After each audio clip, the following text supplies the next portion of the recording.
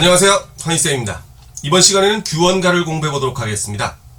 이 규원가는 홍길동전으로 유명한 허균의 누나였죠. 본명은 초희, 호는 난설헌이었고요. 네, 바로 들어가 보도록 하겠습니다. 그 교재는 그 동영상 아래쪽 설명 부분에 보시면 그 교재를 다운로드 받을 곳을 링크를 걸어뒀어요. 거기에서 다운로드 받으셔서 같이 보도록 하십시다. 네. 일단 해제부터 보겠습니다. 작자 허난설헌, 방금 말씀드렸던. 네. 근데 생물연대를 보면 나이 30도 안 돼서 죽었어요. 왜? 남편이 하도 속썩여서. 바로 그 남편이 속썩인 이야기가 모티브가 돼가지고서 결국 이 규원가가 지어지게 되죠. 연대는 선조 때, 갈래는 가사, 내방가사 이랬습니다. 네. 내방가사라고 하는 것은 이제 여성이 지었다는 얘기예요. 네. 율격은 3, 4조, 사음보, 당연히 가사니까. 그것도 조선 전반기, 초창기 가사니까 그렇게 될 수밖에 없었고요. 형식은 가사체, 운문체 이래놨네요. 네. 그 다음에 주제엠, 규방, 부녀자의 원정, 원망의 정서다. 요런 얘기가 되겠죠? 네. 네. 현존 최고. 여기서 최고라는 이야기는 가장 오래됐다는 의미입니다. 고자가 옛 고자죠. 그죠? 예. 가장 오래된. 그래요. 지금까지 발견된 여성 가사 중에서는 가장 오래된 것이다. 창작연대가. 바로 그런 얘기입니다. 여성적인 섬세한 감정과 유려한 문장을 보여준다. 예. 그 다음에 별칭. 이건 뭐, 다른 명칭이라는 얘기인데, 네. 여기서 이제 별칭이라고 하는 것은 그 원부사.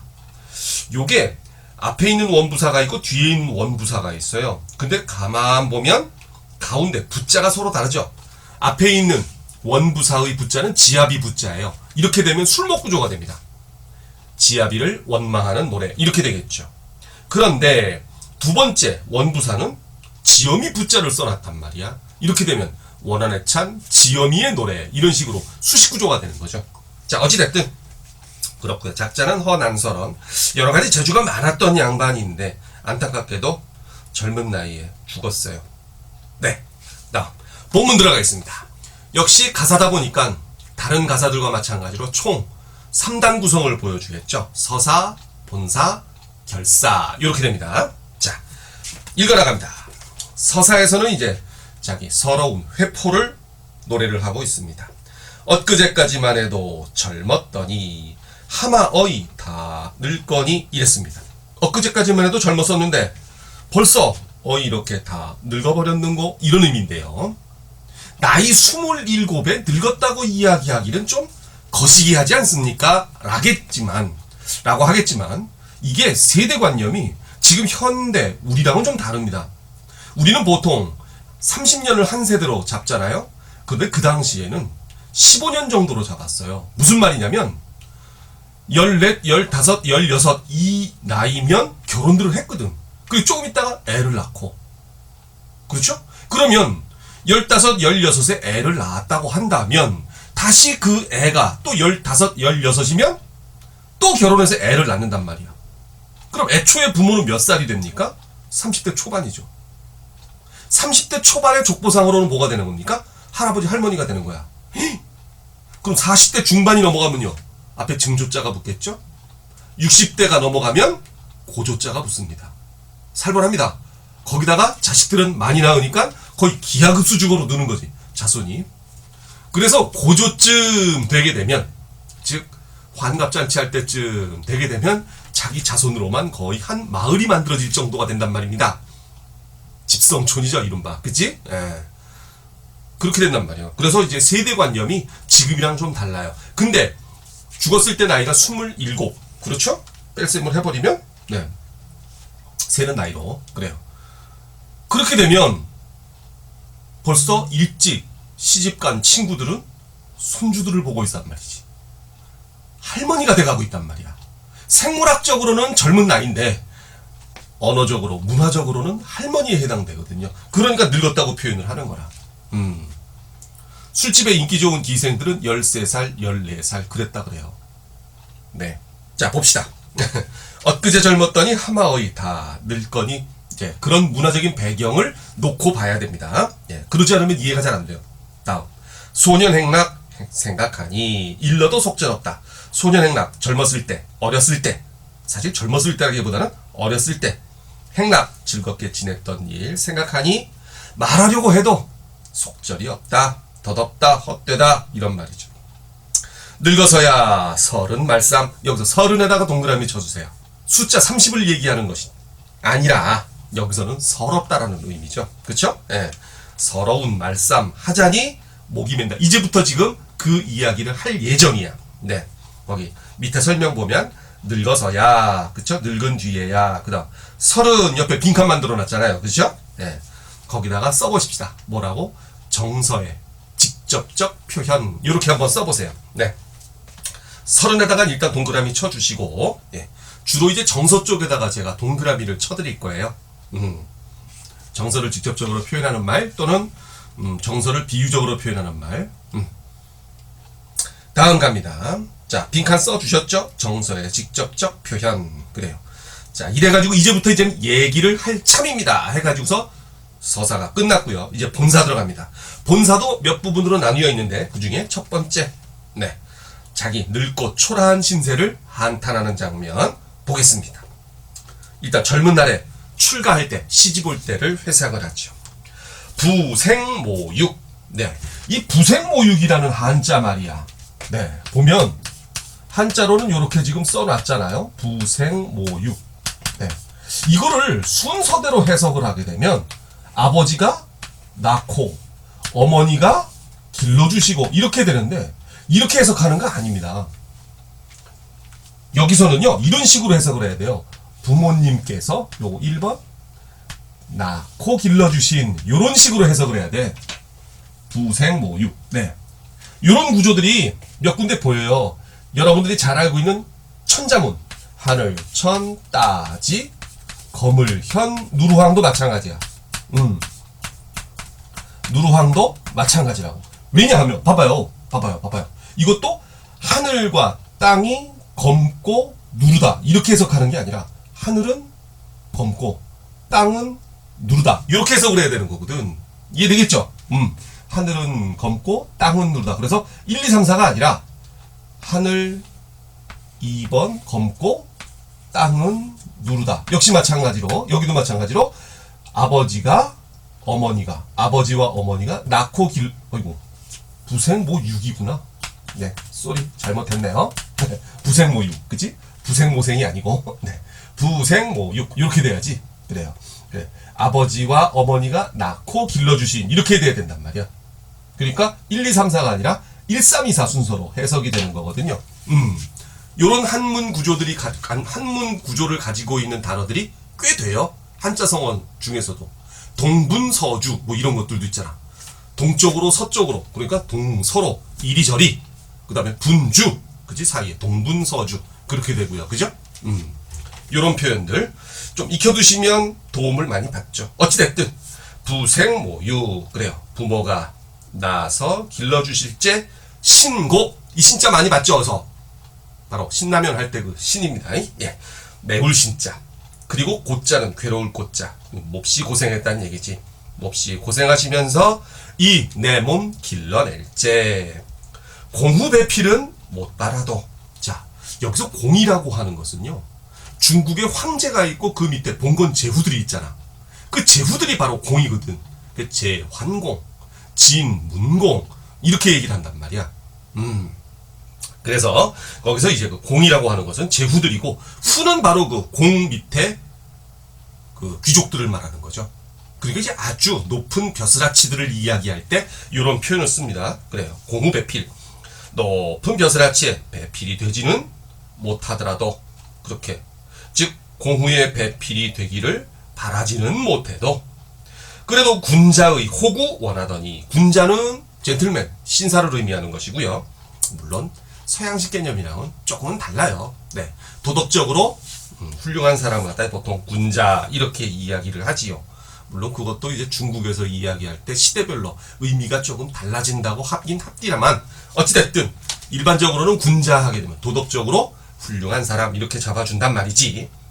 호구 할 때 우리가 그냥 일상적으로 이야기하는 그 제 호구 잡혔어 할 때 호구가 아니에요. 좋은 짝, 구자가 이게 짝구자입니다.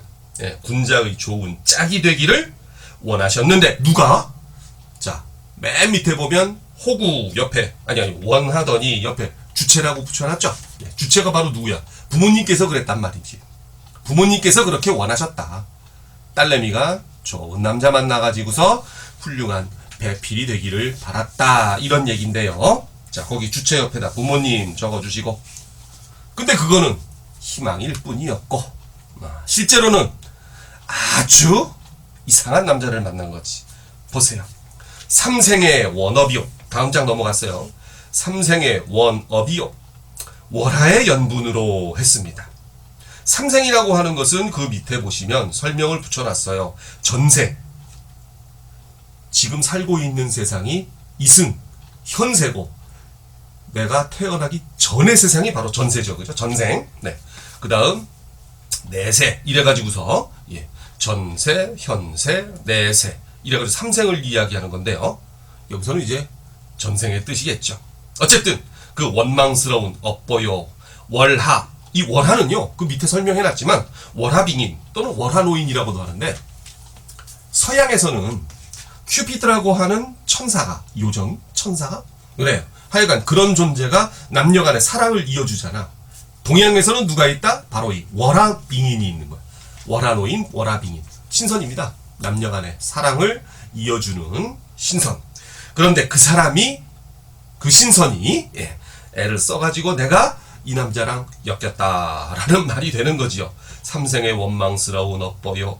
아니면 월하빙인의 연분으로. 자, 그러면 거기 구절풀이 바로 밑에 빈칸 있죠? 의미는 바로 뭐라는 거야? 천생연분이다. 하늘이 정해준 연분이다. 천생 혹은 천정이라고 되죠. 천정. 하늘이 정해준 연분이다. 네.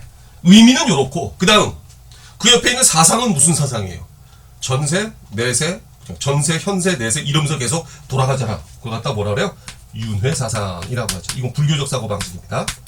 윤회사상 해놓고 옆에다가 불교적 적어주시고, 네. 되지요? 갑니다. 그 다음. 장안유엽 경박자. 이게 한마디로 남편이에요.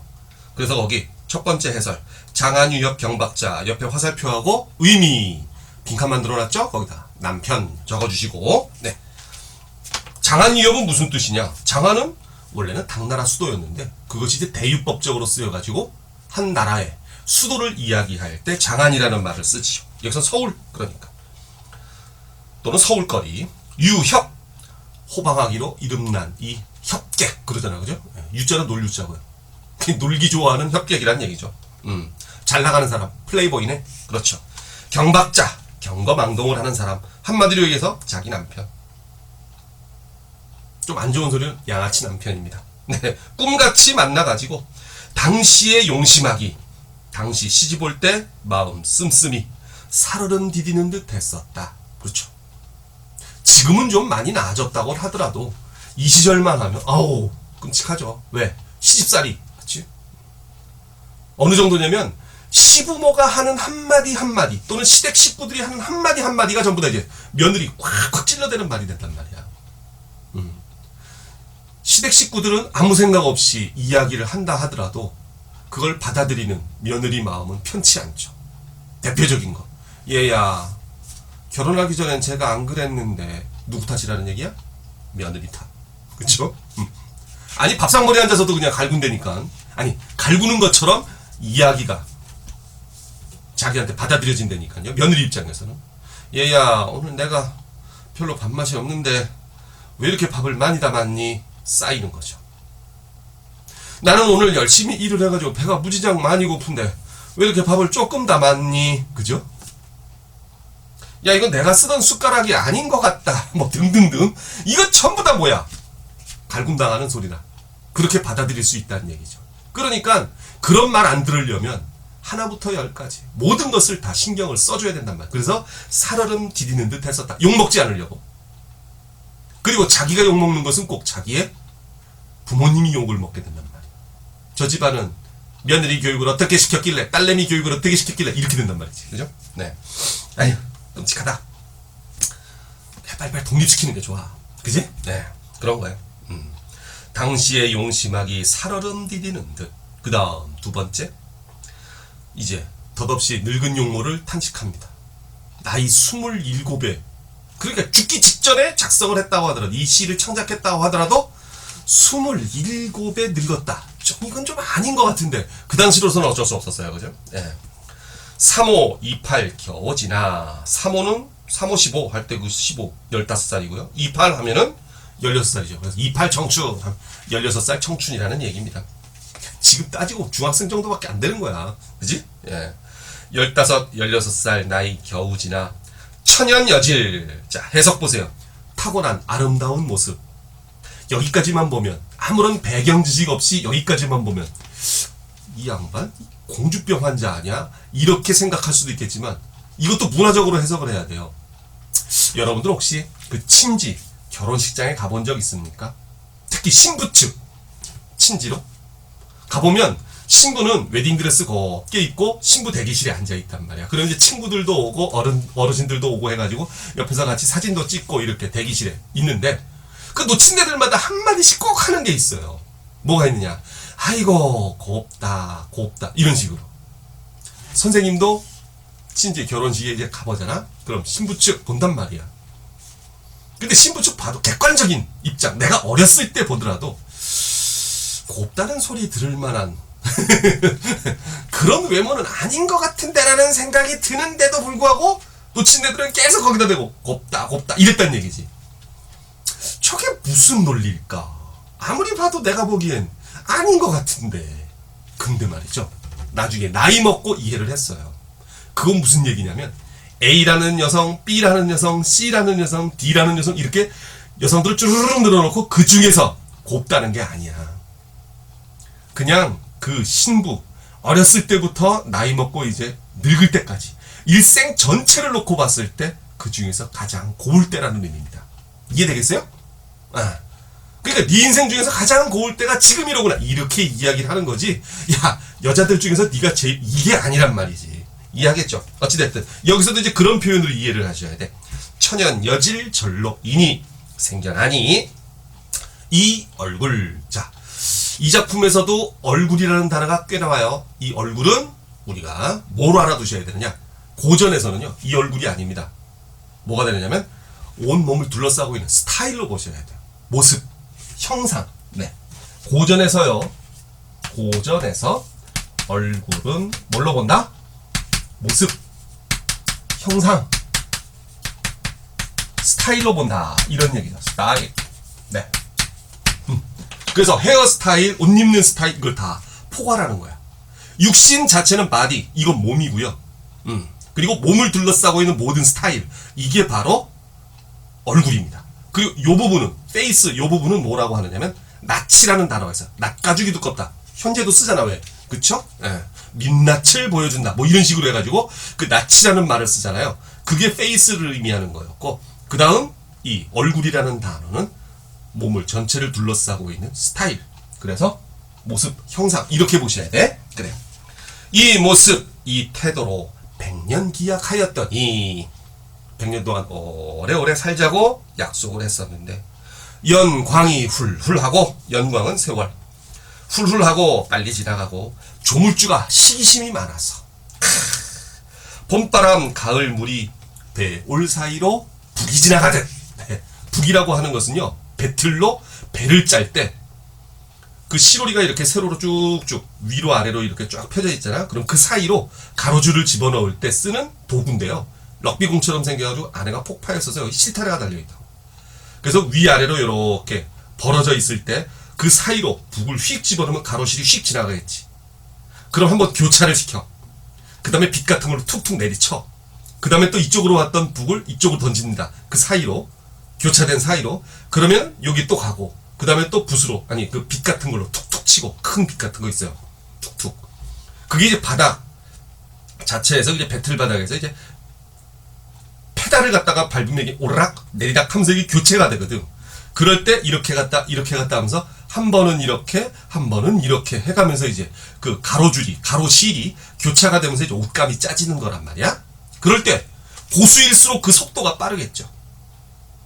그지? 처음에 초보자들은 한번 이렇게 하고서는 툭툭 치고 또 페달 밟고 던지고 하는데 이 고수가 되면 거의 자동화된 기계처럼 간단 말이야. 휙척 툭툭 팍 휙척 툭툭 팍 이런 식으로. 그랬을 때 그래 그 시로리 사이로 북이 지나가듯 세월이 빨리 지나간다 이런 의미가 되는 겁니다. 네. 유튜브에서 배짜기 동영상 찾아보시면 아 저거 말하는 거구나 금방 찾을 수 있어요. 예, 배짜기. 네, 봅시다. 아, 배는 먹는 배가 아니라 어이 쓰는 배야. 배 3배 할 때 그 배 옷감. 네, 그래요. 자, 갑니다. 다시 배올이 북 지나듯 배틀의 배올 사이로 북이 지나가듯 빨리 지나갔다라는 의미고, 그 다음 설빈환 어디 두고. 자, 면목가증 되겠구나 했습니다. 설빈환 젊고 아름다운 얼굴이라고 번역은 하는데 여기서는 애초에 원작에서 최초로 이제 그걸 베껴 쓰는 사람이 현대 학자들 말고 그 당시에 베껴 쓰는 사람이 잘못 쓴 것 같아요. 이 빈이라고 하는 부분은요, 우리가 사람 머리통이 이렇게 있을 때 요 뒤에 쪽지거나 아니면 남자 같으면 이제 상 꼬아서 따가지고 상투를 올리잖아. 그럴 때 이 뒷머리를 이야기하는 거거든. 그 나이 27에 이게 휘어졌다고? 물론 선천적으로 흰머리가 많은 사람이 있어요. 젊었을 때부터 흰머리 나는 사람들도 있긴 하지만 이게 휘어졌다는 건 말이 안 되지. 나이 25에. 그러면 뭘로 봐야 되느냐? 중국에서요, 미인의 조건을 이야기할 때 몇 가지 쓰는 말들이 있습니다. 그 중에 하나가 이제 뭐 여기서 나오는 이 설빈화안이 아니라 설부화안이라는 게 있어요. 이 부자가 피부 부자야. 그래서 눈처럼 흰 피부와 화안, 꽃 같은 얼굴 이렇게 되는 거거든. 예. 그게 이제 미인의 조건이란 말이야. 아무래도 이 난설어는 설부화안이라고 썼을 텐데 쓴 것을 나중에 베껴 쓰는 사람이 설빈화안으로 잘못 쓴 거 아니겠느냐, 요런 식으로 이제 학자들은 추정을 하고 있어요. 그거 말고도 이제 뭐 단순 호치라든지 단순 붉은 입술 하얀 이빨, 그 다음에 뭐 마지막으로 이제 뭐 전족 뭐 이런 식으로 해가지고 그래요. 미인의 조건을 이야기하는 단어들이 몇 개 있는데 여기서는 지금 아마도 설빈화안이 아니라 설부화안을 잘못 쓴 것 같다, 이런 얘기가 되는 겁니다. 그래서 그 옆에 적어놨죠. 참고 표시해가지고 귀민머리 빈, 요 자리가 바로 귀민머리야. 귀민머리에서 이 구레나수를 생각하는데 구레나도 아닙니다. 이거 귀민머리 요 부분입니다. 네, 그러니까 이제 꽃 같은 얼굴, 그 다음에 하얀 피부 다 어디 가고 이제 면목가증 되었구나, 모습이 밉게도 되었구나, 내 얼굴 또 나오죠. 내 모습 내가 보거니 내가 봐도 어느 님이 날 될소냐, 나를 사랑해 주겠느냐, 스스로 참괴하니 누구를 원망하리. 자, 스스로 참괴하니 누구를 원망하리. 그래요. 여기서 체념적 정서죠. 네, 원망할 것도 없다는 것. 그래서 그 밑에 빈칸에다가 정서, 체념적 정서 적어주시고,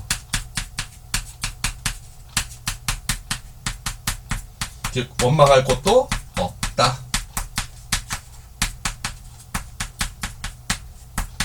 없음. 물론 요거 띄워줘야죠. 네, 되겠죠. 그런 식으로 이해를 하시면 되겠고요. 참괴는 부끄러워하다, 이런 의미가 되는 거고요. 그 다음 본사 두 번째로 갑니다. 네, 본사 2 가보겠습니다. 임에 대한 원망과 그리움. 자, 요게 문제야. 집 떠나가가지고 밖에서 생활하면서 돈 필요할 때만 하인 보내가지고서는 돈 가져오게 만들고, 그 다음에 남편은 집에 들어오지도 않아. 이게 아내가 너무 재주가 많으면 남편이 기죽어서 들어오고 싶지 않았던 것 같아. 이 허난설원이라는 사람이 무진장 재주가 많은 사람이었거든. 그러니까 이런 작품도 지어냈죠. 근데 남편은 놀기 좋아하고 공부도 안 하고, 그치? 음매 기죽어 하던 사람인 것 같아요. 그러니까 이제 밖에서만 또 오는 거지. 그래서 이제 원망도 하다가, 그래도 남편이잖아, 또 그리워하다가, 이런 양가 감정, 그쵸? 예. 두 가지 감정이 교차가 됩니다. 그걸 보여주는 게 바로 요 부분이에요.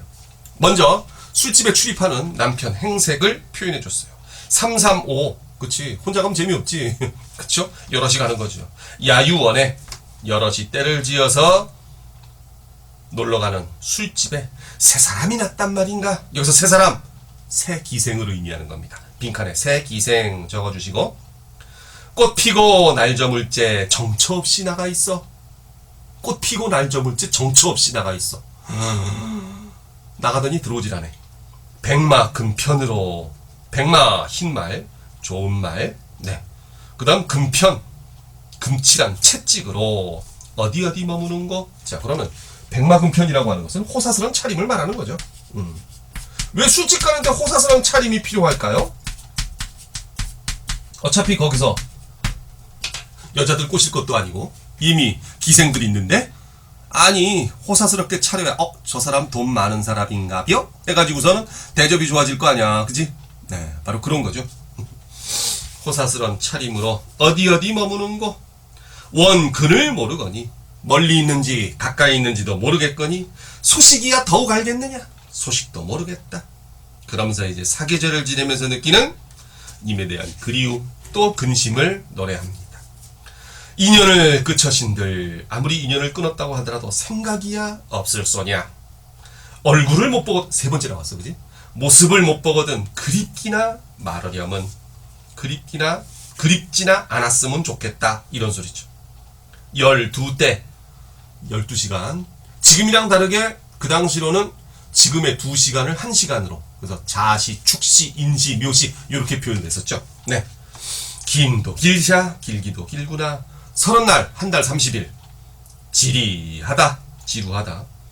옥창에 심은 매화 몇 번이나 피고 젖는 거. 여기서 옥창이라고 하면 여자가 거처하는 방을 말하는데, 보통 여자가 거처하는 방은 옥창 또는 비단사자를 써서 사창 이렇게도 표현을 하죠. 네. 그런 단어 나오면 화자가 여성인가 보다 이렇게 생각하시면 되는 겁니다. 옥창에 심은 매화 몇 번이나 피고 젖는 거. 가만 보면 이게 웃기는 게, 매화는 1년에 두어 번 피는 꽃이 아니에요. 1년에 한 번 펴요.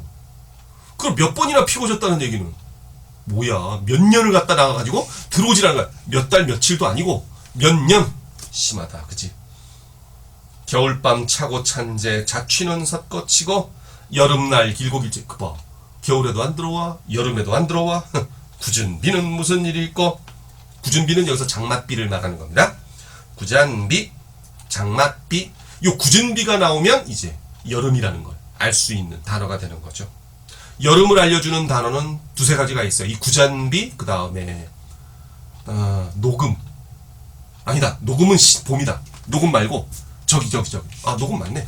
녹음. 신록이 봄이고, 녹음은 이제 그 나뭇잎이 커질 대로 커져가지고 짙은 그늘을 내릴 때 그 그늘음자를 써가지고 녹음 이렇게 얘기를 하죠.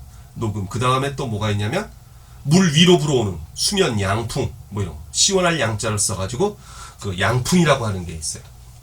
물은 증발되면서 이제 주변 온도를 뺏어가잖아, 열을, 그죠? 그러면서 이제 주변을 시원하게 만든단 말이야. 그래가지고 이제 수면 양풍. 그래서 여름에는 물가로 가는 거야. 주변 온도를 뺏어가니까 증발이 되면서 그 시원함을 느끼지, 물가에 가면. 거기다가 이제 그늘이다, 그늘까지 졌다, 그럼 아주 시원하죠. 해변 그늘 말고 거기 또 땅에서 복사해로 올라오니까 이것도 장난 아니고, 예, 계곡물, 그늘 잔뜩 찐 계곡물 이런 데가 시원하죠, 그죠? 자, 어찌됐든 보십시다. 구젠비는 무슨 일이 있고. 삼춘 화류 호시절에. 삼춘 봄 석달, 화류 꽃 피고 버드나무 물 오를 때, 그러니까 꽃이 피고 잎이 돋아나는 그 봄에 경물, 경치와 사물이 시름 없다. 아무런 감흥을 보여주지 않는구나, 보내주지 않는구나, 느낄 수가 없구나. 왜? 솔로니까, 혼자 있으니까. 님이라도 같이 있어야 아름다운 경치를 보더라도 좋은 거지. 같이 봐야, 그쵸? 아니, 쉽게 생각해 보세요. 화이트데이고 발렌타인데이고 크리스마스면 뭐래, 혼잔데, 그지? 짜증나게 커플 보는 것도 지겹지. 그런 얘기죠. 네, 그런 겁니다. 네, 그래요. 삼춘화류 호시절에 경물이 시름 없다. 가을달 방에 들고 실소리 상해 울제. 실솔, 요거는 감정이입의 대상입니다. 네, 동병상련 적을 수 있겠죠. 그래서 옆에 표현 빈칸에다가 감정이입 적어주시고, 네, 감정이입. 적어주시고, 다음 긴 한숨, 한숨에다 동그라미 또 쳐주시고, 지는 눈물, 눈물에다 동그라미 쳐주시고, 속절없이 헤아림만 많구나. 그래서 밑에 보면 한숨과 눈물 옆에다가 표현해가지고 빈칸 만들어 놨잖아요. 여기도 정서의 직접적 토로 이렇게 한번 적어봅시다. 정서의 직접적 토로. 직접적 토로. 토에서 드러냈다라는 의미입니다. 네, 밖으로 드러냈다, 노출됐다, 탄로났다 할 때 그로야 이슬로자를 쓰긴 쓰는데 뜻이 두 가지예요. 네, 드러낼로, 이슬로. 네, 봅시다.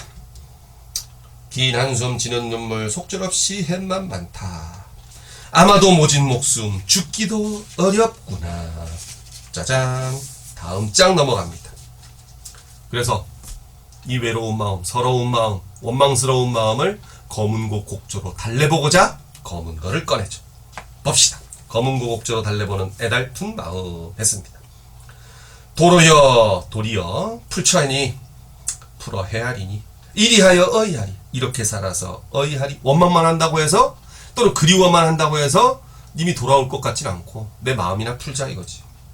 청등을 돌라놓고 청등. 네, 푸른 비단으로 둘러싸놓은 등불을 말하는 거죠. 초롱불. 네, 내 쪽으로 돌려놓고. 옛날 사람들은요, 밤거리에 조명 시설이 없으니까 진짜 해지고 나면 새까맣거든요. 그러니까 이제 해가 질 때까지 출타했다가 돌아오지 않는 식구들을 위해서 방에 불을 안 껐다고. 집안에 불을 완전히 다 끄질 않았단 말이야. 불빛 보고 찾아오란 얘기죠. 그 사이에 뭐 별빛, 달빛이라도 있으면 그래도 훤해가지고 보이겠지만 그것도 없는 금음날 밤에는, 또는 구름 낀 날이면 아예 엉망진창 되는 거야. 새까맣게 아무것도 안 보여.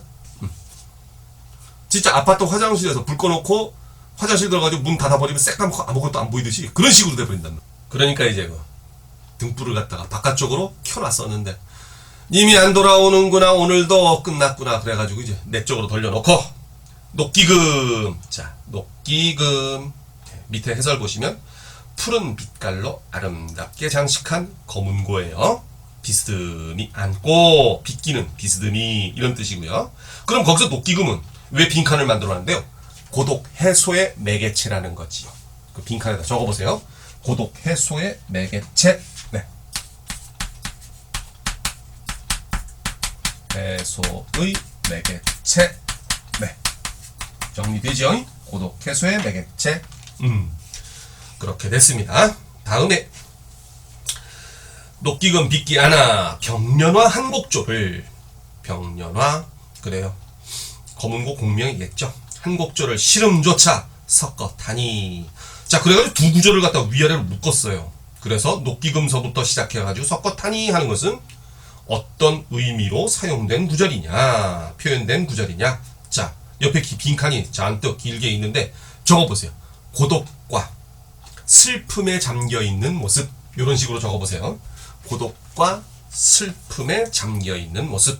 네, 이것도 이제 고사가 인용이 된 겁니다. 한나라 때 사마상여라는 사람이 녹기금이라는 걸로 봉구황곡 해가지고서, 제목이 봉구황곡이야. 봉황이, 그러니까 봉황, 봉쇄, 황쇄 있는데 봉이 황을 구하는 노래다 해가지고 짝 찾는 노래죠.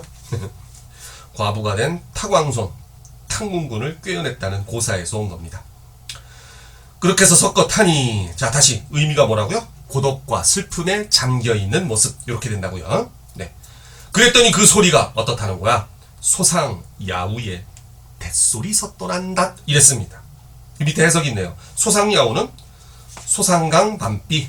소상은요, 그 중국의 동정으로 흘러드는 소수, 상수 두 개의 강인데 그 두 강 사이에 엄청나게 큰 대나무밭이 있다고 그래요. 중국이니까 규모가 장난 아니겠지. 크다고 보통 얘기를 하면, 그죠? 예. 그런데 그 유역에 소상팔경이라고 해서, 그래요, 소강, 상강 또는 소수, 상수. 네, 그 유역에 아름다운 경치 8개가 있는데 그 중에 하나가 바로 이 소상야우야. 그 지역에 이제 비가 오면 대나무 숲이 큰 게 있으니까 대나무 이파리에 빗물 떨어지는 소리가 샤워할 때 나는 그 물 떨어지는 소리 있잖아요. 슉 하는 소리.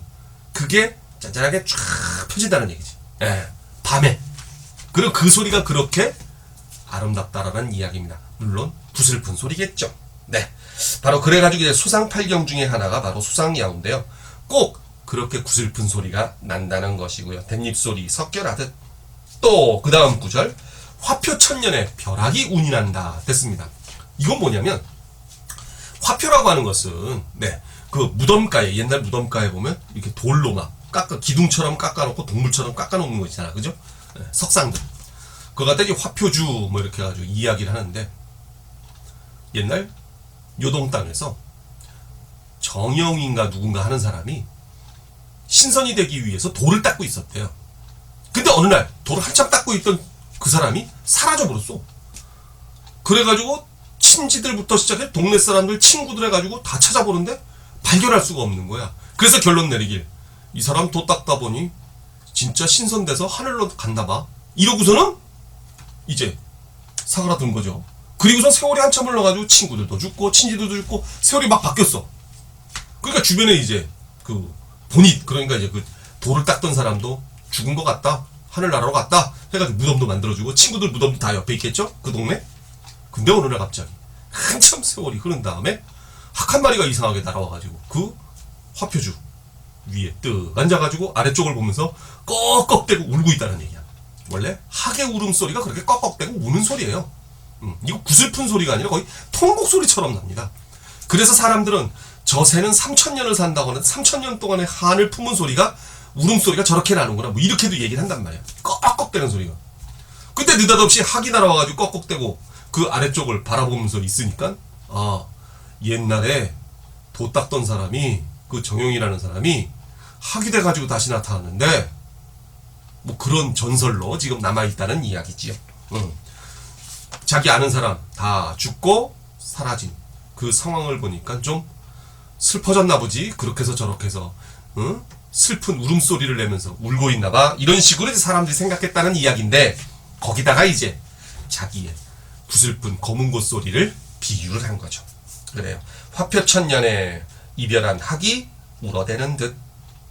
그러면 소상야우에서부터 운이 난다. 또 역시 위아래로 두 구절 묶어가지고 뭐라고 써요? 검은고의 구슬픈 소리, 빈칸에다 그렇게 적어주시면 되겠습니다. 소상야우에서부터 운이 난다까지 검은고의 구슬픈 소리, 이렇게 정하시면 되고, 그 다음 옥수에, 그러니까 섬섬옥수, 자기의 고운 손이죠. 고운 손으로 타는 수다는, 솜씨는 옛소리가 그대로 있지만은, 부용장, 부용이 원래 그 연꽃을 말하는 겁니다. 연꽃이 방 안에 있을 수는 없죠. 따다롭지 않아요. 근데 연꽃을 갖다가 이제 수놓은 휘장을 말하는 거겠지. 네. 연꽃을 수놓은 휘장, 부용장, 적막하니. 왜 적막해? 독수공방 중이니까 적막하지. 네. 네 귀에 들리소니 누구 귀에 들리겠느냐. 혼자인데. 간장이 구곡돼야, 간장이 9마디가 되어가지고서 굽이굽이 끊어지는 것 같구나. 이렇게 표현이 됐고요. 다음 넘어가면 이제 마지막 결사 부분입니다. 네. 그래도 님을 기다리는 서러움을 노래하고 있어요. 차라리 잠을 들어 꿈에나 보려 하니 바람에 떨어지는 잎과 풀 속에 우는 짐승은 무슨 일 원수로서 잠조차 깨우느냐. 혼자 지내다 보니까 온갖 신경이 좀, 언제나 우리 님이 나를 다시 찾아오실라나. 남편인데, 그쵸? 그런 식으로 온 신경을 갖다가 예민하게 둬두고서는 바깥에 들리는 소리에 집중을 하고 있단 말이야.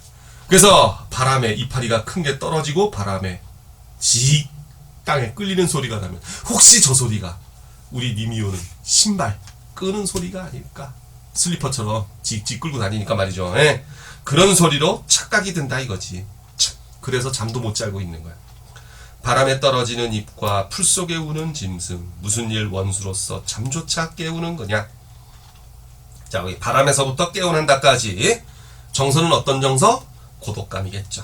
외로움이겠죠. 옆에 빈칸에다 적어보세요. 고독, 쉼표 찍고 외로움. 천상의 견우직녀는, 하늘나라의 견우직녀는 은하수가 막혀 있어도 7월 7석, 7월 7일 저녁이면 1년에 한 번씩 1년 1도 실기, 기약을 어기지 아니하는데 우리님 가신 후는 무슨 약수가 가렵관데 약수 세모 쳐주시고 요건 장애물입니다. 세모는 뭔가에 비유어죠. 예, 그래서 약수 중국 전설에 나오는 강 이름 그래요. 기러기 털처럼 가벼운 것도 떨어지면 잠겨버린다는 그래서 도저히 건널 수가 없다는 배도 못 떠 배도 잠겨버려 전설상의 강입니다. 자 약수에다 세모 치시고 밑에 의미에다가는 빈칸 장애물 적어주시고 무슨 장애물이 가렵간데 오는지 가는지 소식조차 끝없느냐 난간에 비어서서 님 가신데 바라보니 초로 풀끝에 맺힌 이슬은 맺혀있고 요것의 상징 의미는요 눈물이겠죠. 그래서 옆에 의미에다가 눈물 빈칸에 적어주시고 맺혀있고 모운 저녁 구름이 지나갈째 여기서 모운이라고 하는 것은 저녁 노을에 비친 구름이다 보니까 빨간 구름이겠죠. 요거는 사랑의 마음이야. 붉은색 사랑을 상징하잖아 그지? 네. 그래서 의미 연정 적어주세요. 사랑하는 마음 그리워하는 마음 네. 그리워할 연자 예. 그래서 연정 그리움의 마음 또는 사랑의 마음 중님 푸른 곳에 새소리는 더욱 서럽구나. 여기 새소리 역시 감정이입이죠. 네. 그래서 새소리 더욱 서럽다 표현 감정이입 적어주시고 마지막 부분 왔습니다. 기구한 운명을 한탄하는 장면 세 구절 세상에 서러운 사람 수도 없이 많다고 하려니와 박명한 홍안이야. 박명 명이 기박한 이 젊은 얼굴 나와 같은 사람이 또 있겠느냐 없다 이거지. 서리법 그지? 예. 또 이실까 또 있을까 또 이실까 했을 때 또 있을까에다가 밑줄 쳐주시고 설의법 하나 적어주세요. 설의 네. 답을 뻔히 아는 것을 모른다고 물어보는 형식이 바로 이제 설의법이죠 그죠? 네. 그래. 박명한 홍안이야 나와 같은 사람이 또 있겠느냐 아마도 이거 모두 님의 지위로 여기서 지위는 탓 까닭으로 님의 탓으로 살똥말똥하여라. 살 수 있을지 없을지 모르겠구나 하다가 갔어요. 결국 나이 27살 살고 안타깝게 진짜 안타까워요. 자식이 둘이 있었는데 물론 이 남편과의 사이에서 그나마 또 둘을 낳았었는데 둘도 먼저 세상을 떠버리고 그래서 곡자 해가지고서는 한시까지 남겨놓은 게 있습니다. 아들내미 바로 연년생이었던 것 같은데 1년 사이에 둘이 그냥 먼저 가버리고 막 이래가지고서 네, 안타까운 삶을 살다가 간 양반이에요. 규원가 어찌됐든 조금 정서는 슬픈 서글픈 노래지만 그래도 조선시대 아직까지 발견된 그 여성의 노래 중에서는 그것도 가사 중에서는 가장 창작연대가 오래된 가사 작품이다 하는 것. 이것도 종종 그 모의고사라든가 수능에 출제되는 작품이니까 잘 알아두시고요. 그리고 요런 정서를 노래하는 작품이 많지 않아 가사 작품 중에서. 그래서 이것도 그 주제별 시조와 함께 같이 주제별로 엮어서 같이 어휘라든가 그 당시 문화라든가 요런 것들을 익혀두시면 꽤 좋은 교보제가 될 겁니다. 자, 수고하셨고요. 다음 시간에 또 만나요. 빠이.